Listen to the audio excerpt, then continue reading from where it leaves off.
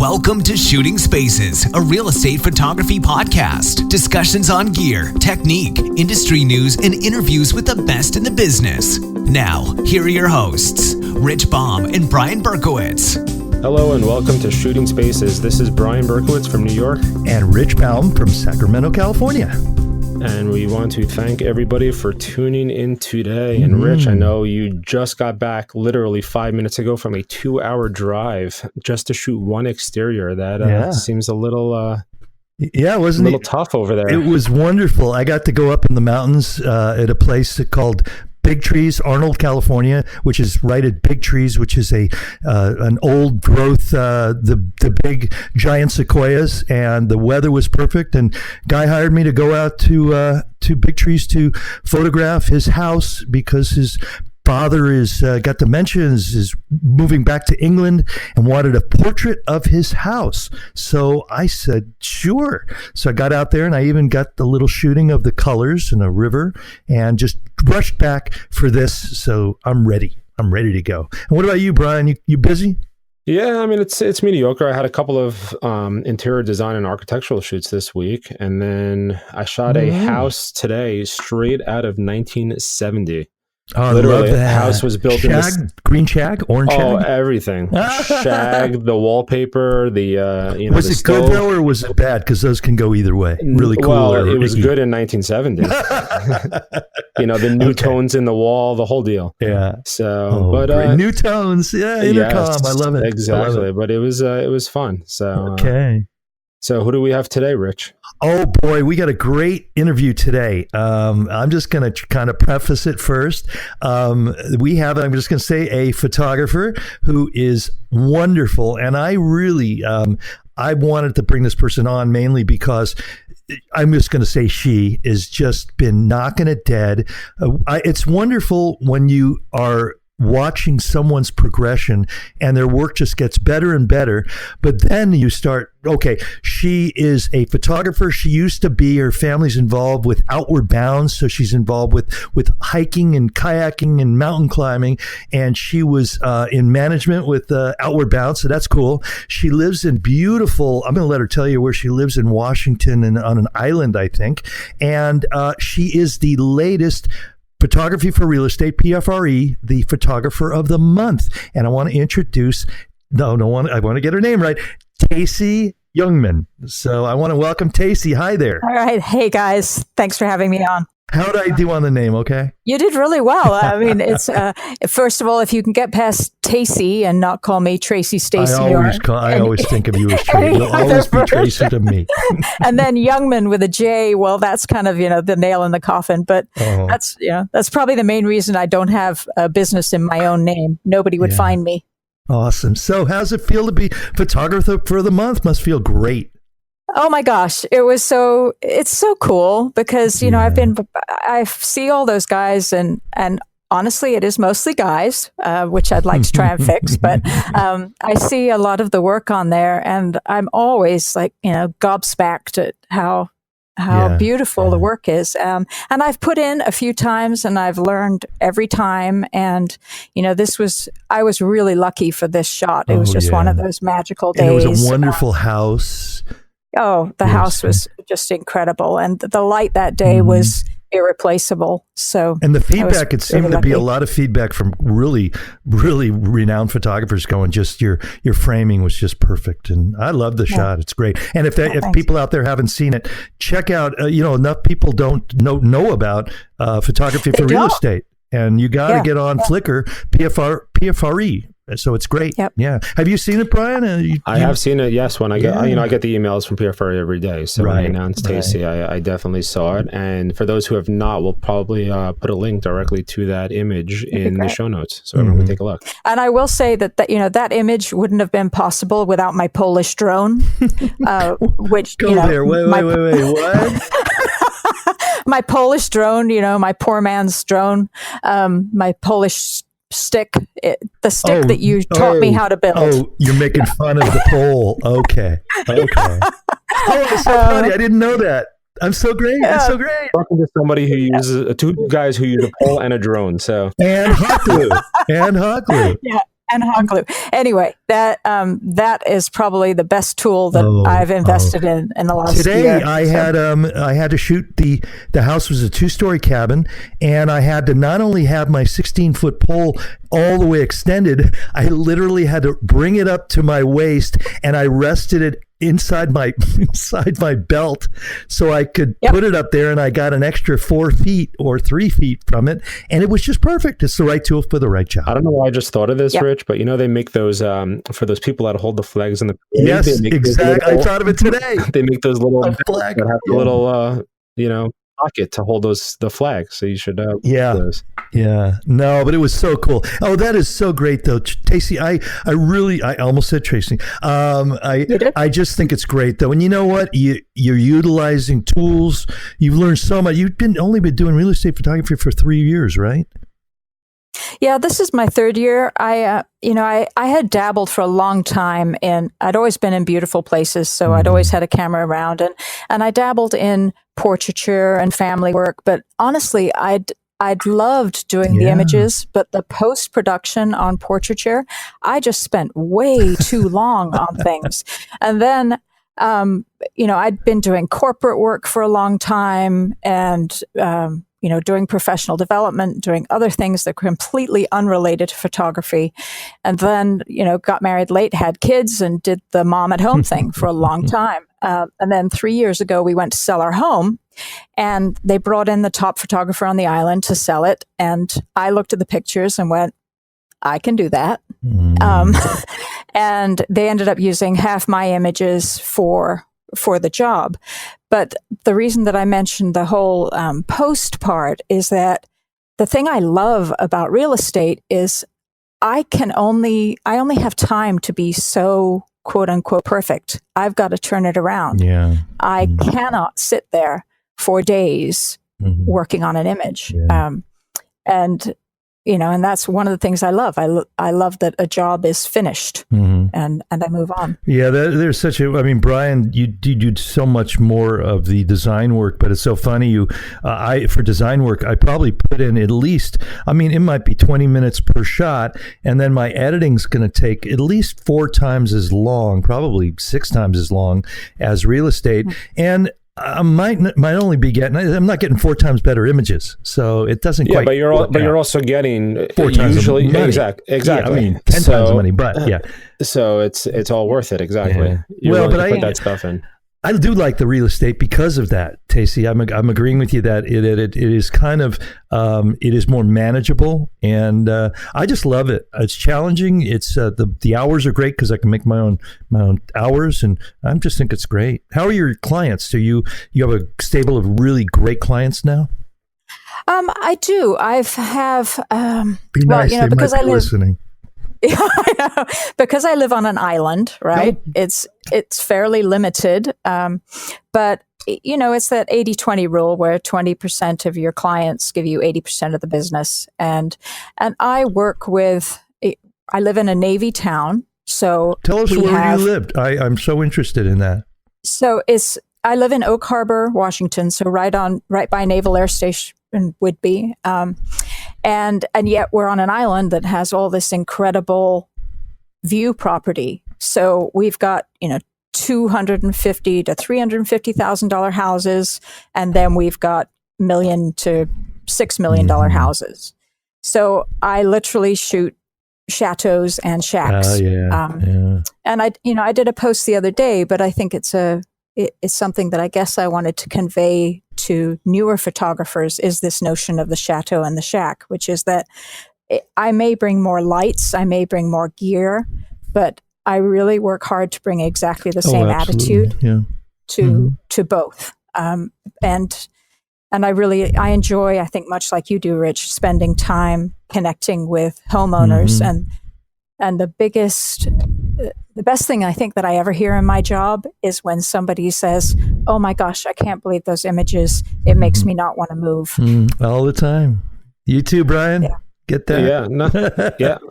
Well, the truth is I don't get a lot of feedback from homeowners directly. That's the truth. Most of my feedback is from the agents, but the agents tell me it's good. And, all my agents show the homeowners the images. Yeah. So I'd know if they were not happy. Yeah. Tacey, let me ask you about the island. I mean, I don't know how big your island is that you live on, but do you find that, I guess, that helps you or that hurts you being on an island? I mean, you can look at both perspectives, helping you in the sense that you probably have very minimal competition to go, to go after that same market. But in the same sense, because you're on an island, you don't have as big of a market.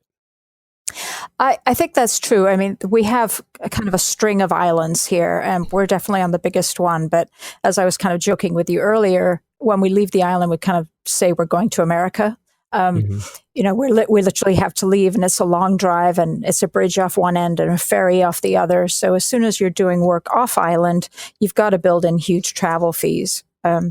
There is not as much competition on the island. There are definitely a few really strong photographers, and I've worked really hard to secure my corner of that market. What's the population of the island, just to help me wrap my head around it and put it in perspective what you're saying? You're going to ask me a number. I don't need the exact number to the, but maybe, 20,000 in Oak Harbor, something like that. But the island itself is like 32 miles long. Oh, so it's fairly small. I mean, it's a big island. It's one of the biggest. But that's small to me up there. Yeah, there's a wide range of houses. There's a wide range of different populations, and I am starting to break into doing work in Seattle, and that's probably my big goal for the next year, is to start doing more builder and interior design architecture work. So I've got 3 of those this week, and just shot one yesterday for this incredible modern house, and then on Friday I'm heading into Seattle for an architecture shoot. Ooh, how far away from Seattle are you? By the time I get there, it's about an hour and a half drive. If I take the ferry, it's about an hour and a half to 2. As long as there aren't too many tourists around, which is pretty safe this time of year. I got to say, I'm so impressed. I'm so proud. I just feel I've been watching you're just when people. There's a few photographers I know that just have become, you just watch this progression in 1 or 2 years. It's just amazing. And I think that I try to give that feeling to all the photographers that don't have these small vision, have big vision, that you can spend time and get better and put, as you said, you put the same amount of work into every project, and it's your brand, and it will pay off, and it's just great. Well, I guess I wanted to, since I have the microphone, I wanted to toss out a couple of things. And one is that I'm a really big believer in the red car. And what I mean by that is, once you decide that you want a red car, you see red cars everywhere. For me, I think, last year I said to myself, I am going to be the top photographer on the island. I am going to win a PFRE contest. And I stated those things. And I think once you state that and speak it and tell somebody, opportunities for that start showing up. And not to get all philosophy woo-woo on you, but, it's that red car thing. Once you know what you want and you think about a red car, you see them everywhere. But if you don't know what you're looking for, it's just traffic. No, for sure. I agree with you completely 100%. I mean, during the, I guess, spring to fall months, I don't have a chance to work on my marketing, but the winter I do all the time. That's when it's pretty slow here. And I have a big whiteboard by my desk, and every winter I go write on it my goal for that winter as far as marketing. And I think, like you said, it's important to write it down and have it in front of you and know what your goal is, because that'll help you go out and get it. And at the end of the winter, if I'm staring at that goal every day and I don't achieve it, I'm going to feel like a failure. So, and I've been, I feel so blessed to be living at this time that we have, where all the information and knowledge is out there. I mean, I started this with Lance Selgo, who started ViewShoot, and he has a ton of information out there. And so that was what I initially started following. And then, Rich, I found your stuff, and then I found Nathan Kuhl, and I just started reading and learning and watching and chasing the lessons, not the gear. Although, yeah, I chase the gear a little bit. Don't go there. Yeah, don't bring that up.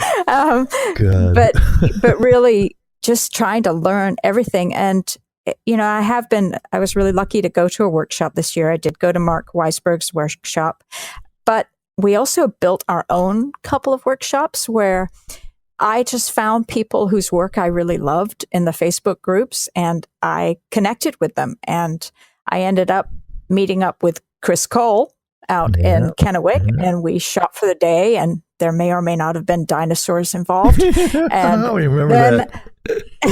And then I just met up at Gray's Castle with 3 or 4 other people from Facebook. That's what it's all about. Did a shoot, and I'm loving that community and doing that kind of thing. So yeah, chase the lessons and the people. I just spent the day with one of my attendees from my last workshop, Stephen.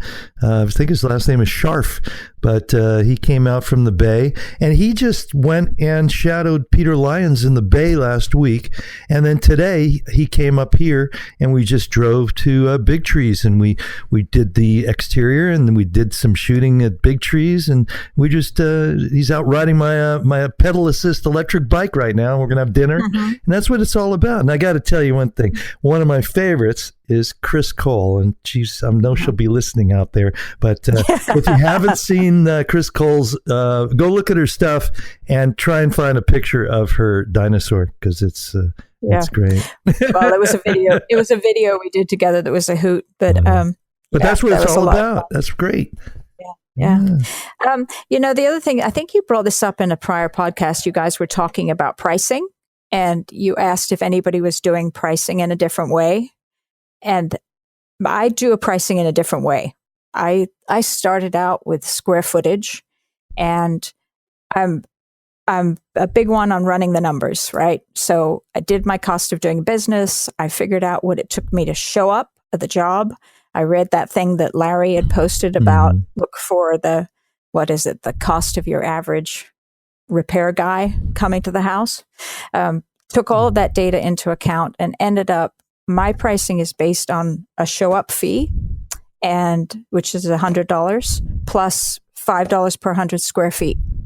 And that's how I approach it for my stills. And it's a little bit of math, but not very much. And then for video, I do a similar thing, except it's $10 per 100 square feet.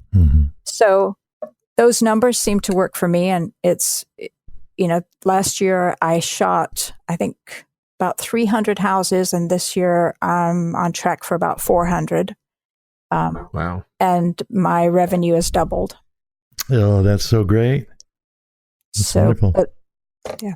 And you have no limit on the number of images people get. It's just because I don't want to. Honestly, I found myself taking way too much time in the decision-making process about which shot to give them. And so I try to be really clear on when am I making money, and I'm making money when I'm behind the camera. And if I'm behind the computer spending too much time decision-making, I'm not making money. Oh, great. Really interesting. I'm going to have to play this podcast back and do the math. It's not too complicated. Now, did you find your clients, though, kind of, did they give you any pushback in trying to figure out the square footage and the per, or was it really simple? It was really fairly simple. And what happened was that when I was just doing it by square footage, there were houses, like in buckets, there were houses that were just over the top of one, and they'd be pushed into the next price bracket.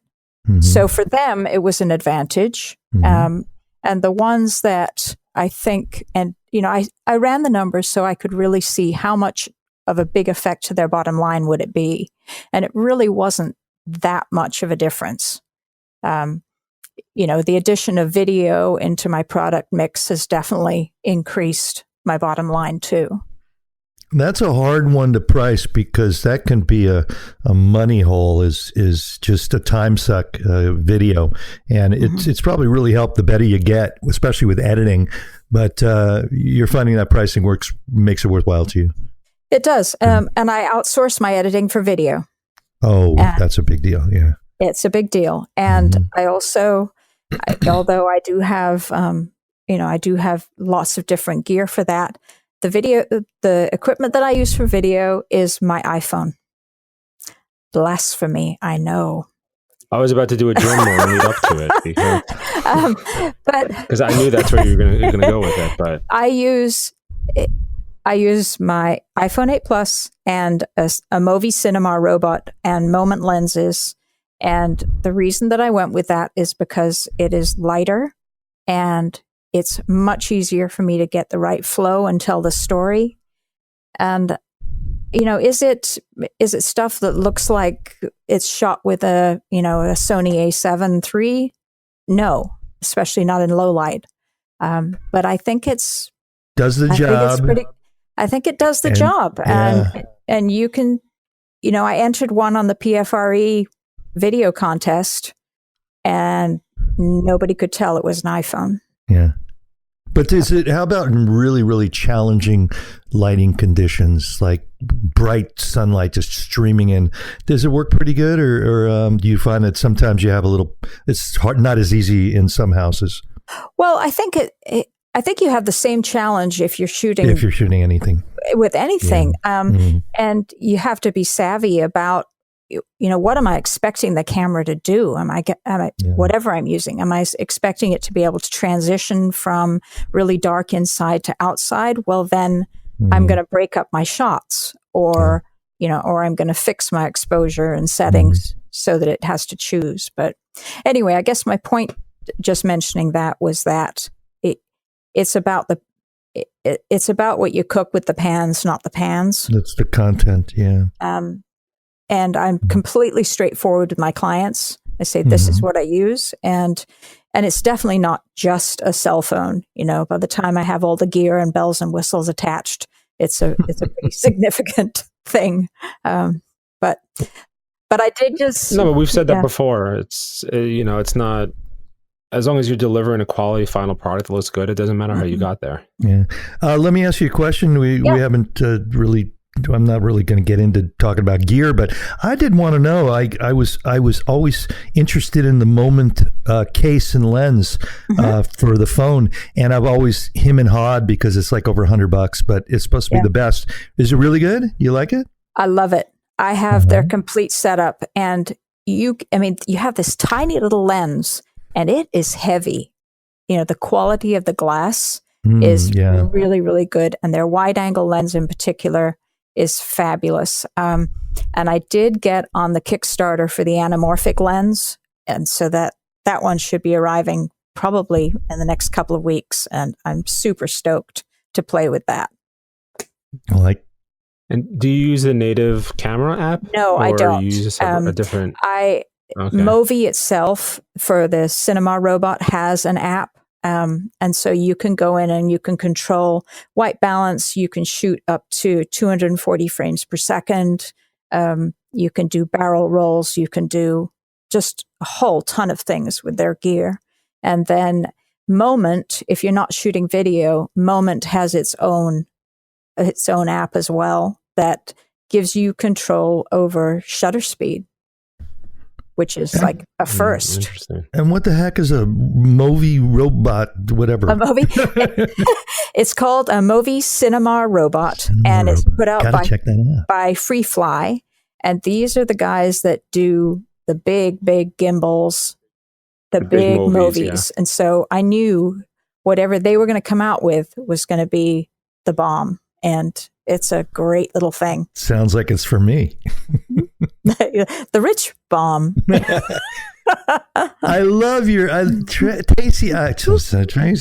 Tacey, I love your energy, and you sound so excited too, so positive, and just it sounds so great, and it just seems like things are going really well. And are you getting time with your kids? I have a 17 and a 19-year-old. So one just went to college, and the other one's a senior. Yeah. And so I have a 17 and a 19 too. Yeah. So they're doing their own thing. And my biggest critic is my 17-year-old. She'll look at my images and she'll be like, "Yeah, Mom, you kind of lost the shadow in there. I'm not sure where the light's leading." And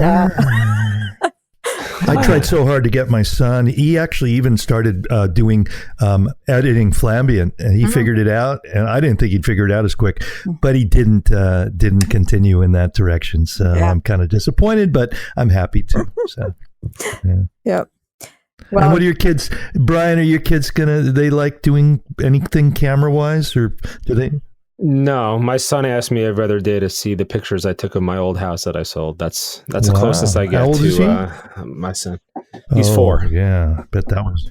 But you know what the truth is? I am the son of a photographer, as I've said before. My father's a wedding photographer, and look, to be honest, if my son does not want to go into photography, I will not be disappointed. Yeah. So, but well, I was just helping my dad because I grew up in East Africa and England, and we were in incredible places. And my dad was always a photographer, and we'd be like on the back of the Land Rover, and my mom would be driving, and my dad would be sitting in the wheel well with his huge lens. And so I've just been helping him take 5,000 slides and put them into digital media from back in the 50s and 60s. And, that stuff it runs in the family for sure. That's so great.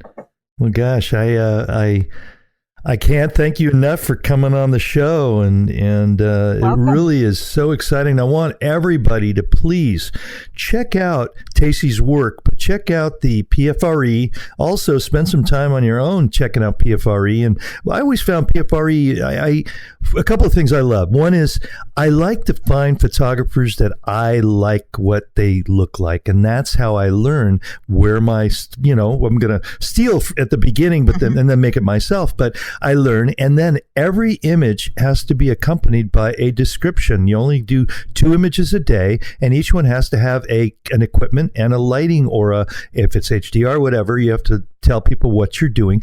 And it's such a great way for people to just don't go into the Facebook groups, go into the PFRE groups. They're really good. The PFRE, they got the video group, and they've got the, what is the other group? There's like 3 groups, isn't there? Yeah, I'm not sure. But along those lines, like, there's one other point, which is around feedback too. I really want to encourage people to talk about what they're for in images, the things that they see that they think are taking that image to the next level, or, things that people could do to improve. But I'd really love to see just more images posted in general, and people being braver about putting their stuff out there and making remarks and comments about what they're for in an image. Yeah, we say that all the time. I mean, the best way to get better is to put your stuff out there and let people criticize you and take the criticism and get better from it. You don't know what you don't know. Yep. That's what I always say. Yep. And the only way to know is for having people to bring these things forth to you that, no, this is the way we think that you should do it. And a lot of this stuff is valid. There's a lot of rules in real estate photography, and it's very different than wedding or portrait or anything else. So you got to kind of stick by the rules. And And Tacey, why don't you give us your website and any way to find you? Rich doesn't know why you're laughing. Yeah, we were kind of joking about that. But at this point, I don't have a website. I have all of my work is on Snowberry Lane Photography on Facebook. And wait, you shoot a cell phone for videos, and you don't have a website. And you see that rule breaking thing? You're going to kill me, Rich. I shoot in aperture priority. I know. No, I just can't. I'm not going to do that. I just can't figure it out. It's like somebody shooting TTL. I just can't understand it because I need to be all manual. But I know a few really good photographers that shoot. Well, that I will way. tell you one reason why is that with Canon, live view doesn't work if you're in manual with flash. But if you're in aperture priority, it does. So. But not all Canon cameras, if I'm not, because a lot of people at my workshops had problems with the trigger and and some Canon cameras. So, but I understand what you're saying. So, well, I have problems with the trigger and the camera ranger in live view. But back to my point, I'm sort of this bumblebee photographer where I'm not supposed to be able to do this stuff, but damn it, I'm doing it anyway. And I'm okay. So I want to see a video with you in a bumblebee costume. And, all right, that'll be the next one. She'll be in a dinosaur, and you'll be a bumblebee, and you'll start doing these videos together. And then it'll be great. Well, now, it's a wonderful idea. You don't know who was in that dinosaur outfit, just know. Years ago, I actually helped a friend out, and I got in a costume, and I did that at an event, and about 10 minutes into that costume, it started smelling, and I don't know why I said yes, and I think I did it 20 minutes, and I lost 10 pounds anyway. Yeah. That's thank great. you. And if you haven't seen the dinosaur video, search it out. It's very good. It's really good. Okay. Brian, you want to take us out? I guess we got to go because I got a lot of stuff to do, man. I'm busy and I got to edit and. Sure. You said Snowberry Photo on Instagram and Facebook, right? Yeah, I'm at Snowberry Photo on Instagram, and on Facebook, I am Snowberry Lane Photography. Oh, okay. And we will Easy to spell. Yeah, and we'll post the link to both of them. This way, everyone can find it and. Make sure they can take a look at your stuff. And I hope you'll come on again. I think I'd like a follow-up in a few months and to see where you're going in the future. Be great. Awesome. Right. Okay. Thanks, guys. Thank you so much, Tacey. It's great to see everybody and or hear everybody. And I just want to say thank you all for listening. I want to please ask you to subscribe to our page. And really, it's really all about you. Please do the Ask the Guys. You can record a question on the website and just spread the information, spread the wealth, and try to have a good time because Tacey's showing you that there is hope and there is. It's not this unbelievably difficult thing. You just have to be focused and good things will happen. Right, Brian? You said it all. All right, great. Thanks everyone for tuning in. We'll see you next time. Go out and shoot some spaces. This has been Shooting Spaces, a real estate photography podcast. Subscribe to the show and don't forget to leave us a review. You can also follow Rich and Brian on social media and at their website, shootingspacespodcast.com.